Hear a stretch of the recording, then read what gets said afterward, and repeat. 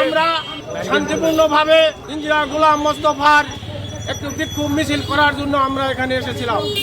আমি আসার সঙ্গে সঙ্গে এই বারিক সাহেবের সন্ত্রাসীরা আমার উপর অতর্কিতভাবে হামলা করে।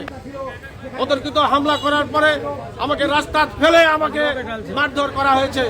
আপনারা আমার শরীরটা দেখলে গেলে আপনারা বুঝতে পারবেন। নমিনেশন তো এখনো পর্যন্ত ক্লিয়ার হয় নাই। আমরা জনগণের 2-4টা সুখের দুঃখের কথা বলতে আসছি।